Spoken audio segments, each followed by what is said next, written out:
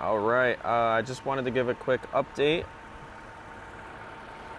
Here's the new intake system.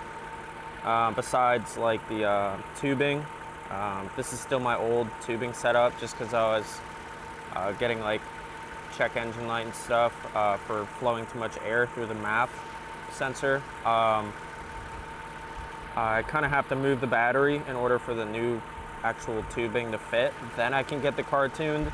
But this is how it sits right now. It's pretty sweet. Definitely doesn't clear the hood, but I have that in progress right now. Cutting the hood and doing all that. So right now it's just kind of open, which has been fine, even despite some rain. It's not really a big deal. The vacuum lines are kind of crazy right now. This one, ignore that.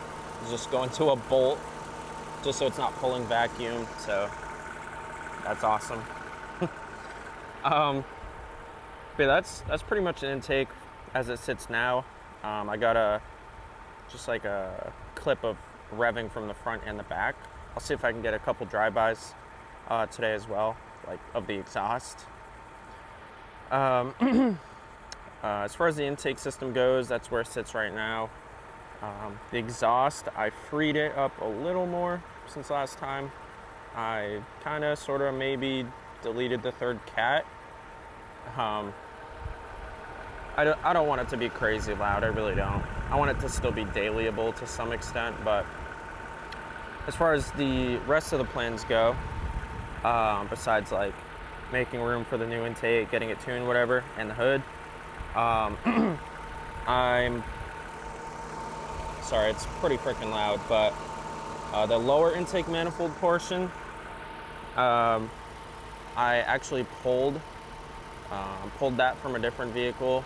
I'm gonna Dremel it out just to help with airflow. It's been tested. It should add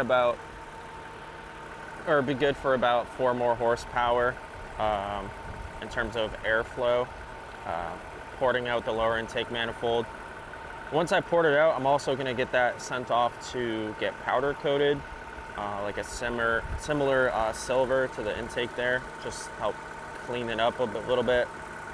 And then next time I go to pull parts, I'm going to get the valve covers, and I'm going to get those like a wrinkle red or something. I'm going to get them painted.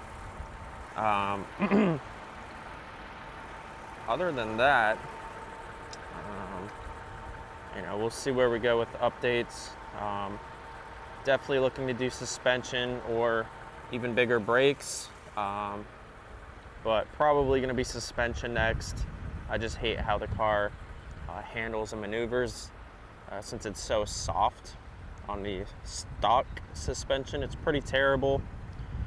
More than likely going with BC Racing DS coilovers, so that'll be a pretty penny, but yeah, that's kind of how it sits right now. I know a concern with the transmission is like the power, how much can it handle, how long is it good for.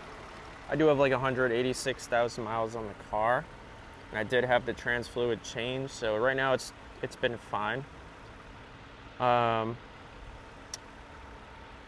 don't know if I'm gonna go, once that whole setup is done, it's all tuned and whatever, I don't know if I'm gonna go turbo or what. It's still the daily driver, so I'd have to get like a secondary vehicle to do all that, but I don't know. Again, we'll see what happens. My goal really is to get over 310 wheel horsepower to the wheels with this setup. Once it's all completed and said and done, 310 or more, that'll put me in, like 5.7 liter Hemi power territory. If you look at like dyno videos of Challengers, Chargers, stock cars and all, the 5.7 is pretty good for about 330 or so to the wheels. So, coming from a V6, that's not too bad. So I'll see if I can get some drive-by videos though of the exhaust today. If not, I'll see if I can do that next time. Might also do like a nighttime drive or daytime drive, whichever, of being on the inside of the car. You know, kind of do like a POV of that, see what that's like. But other than that, guess we'll see what happens in the future.